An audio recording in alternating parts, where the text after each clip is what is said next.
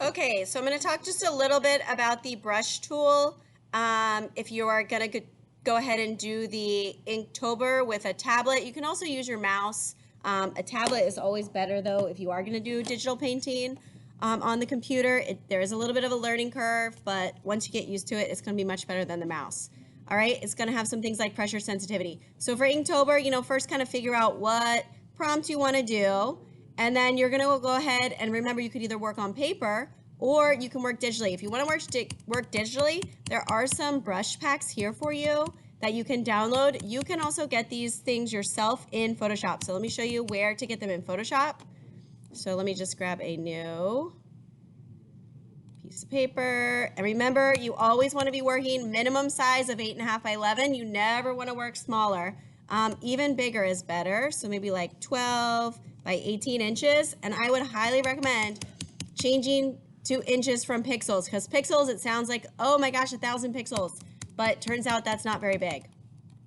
So I'm going to put Inktober sketches. All right, create. Now, why are we going to get some custom brushes? Because for Inktober, it's traditionally done on paper. We're in digital art though, so I'm okay with us doing it digitally. Plus, there's some advantages of doing it digitally. But my brush tool, just to get my basic brush, B is the brush tool. B is the brush tool. So B on your keyboard. The brackets on your keyboard allow you to make your brush bigger and smaller. Okay, so I think that's the easiest, is to use the keyboard shortcut.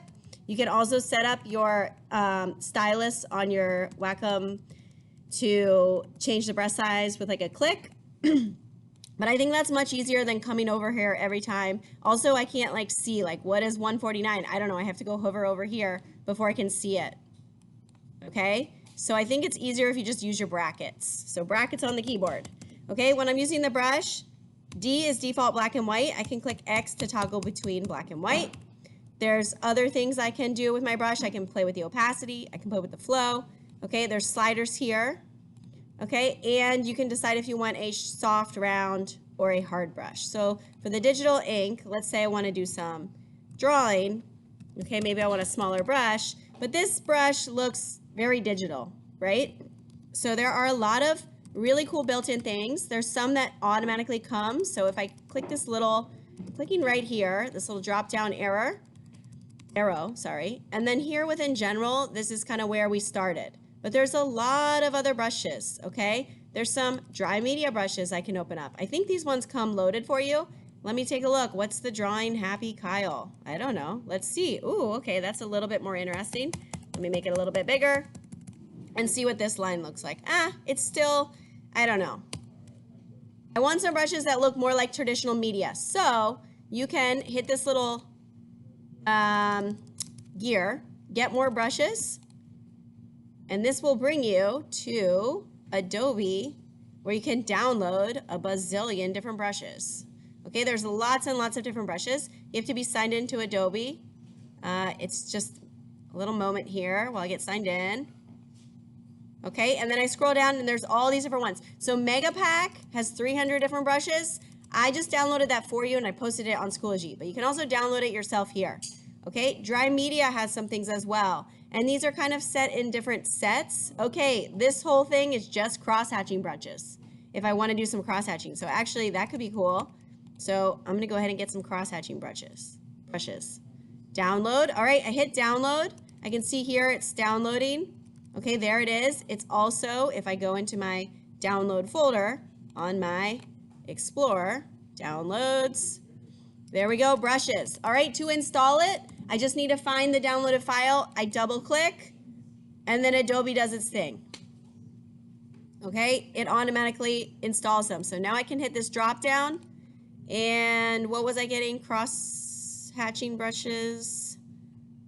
Oh, I'm gonna put this down.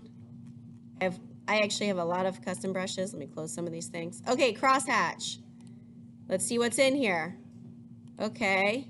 Oh, that's an eraser. Some of these have a little eraser icons. That means they erase. Okay, this one here. Let's see what this one does. There we go. So there's some cross-hatching that I can layer. Okay, and this can just give you a little bit more of a traditional media look. Okay, so I did put some different packs on Schoology for you. that I thought would be good for this project. So again, you can download them yourself. If you click here under Inktober, you can scroll down the Kyle inking brushes. I think these ones were made specifically for Inktober one year in 2018. Click on those, and again, you can download them. I already have them installed, but all you need to do is once it's downloaded, double click on it, and it will install it for you. Okay, let me go back to Photoshop. All right, let's say, I did something bad. I was going on the background. I shouldn't have been drawing on the background. You should always make a new layer when you want to draw. So I'm going to go ahead and add new layer. And why do I want to draw on a new layer? Because then I can move things around. Let's say I want to Control T this, shrink that down. I can still do that. Okay, I can duplicate it with Control J, Control T. Okay, I can flip things around, flip horizontal, flip vertical, so on and so forth. I can stretch things. Remember, you have to hold Shift if you want to stretch things. So it's very useful to have all of your drawing layers on separate layers. I'm going to go ahead and delete these. I'm going to get a new layer, and I am going to show you, let's say you want to do some tracing. So let me go ahead and get, I actually don't want any of these cross-hatching brushes right now. Oh, one other thing for cross-hatching, I'll show you this too. Let's see, this one's going to make a bunch of vertical lines. Let me make it bigger so we can see. Okay, you can see as I do my brush across, right, it's filling that in. If you want to create a straight line, let me make this a little bit smaller so you can see. Okay, I've made kind of a curved line here. If I ever want to make a straight line, I'm going to click once and then I'm going to hold Shift, go to another point, and that will make a straight line. Okay, so I can make straight lines, mostly straight. Okay, so if I want to do something zigzaggy, I just hold the Shift. Okay, so I click, hold Shift, and there we go. Okay, this brush has a little bit of variation built into it, so it's not completely straight. But you can see it's much more straight than it had I tried to hand do this. Okay, I'll throw that away. All right, so let's say I want to, let me go ahead and switch my brush. These were the cross-hatching ones. I haven't played around with them. I just downloaded them just now. Let me go ahead and make these smaller.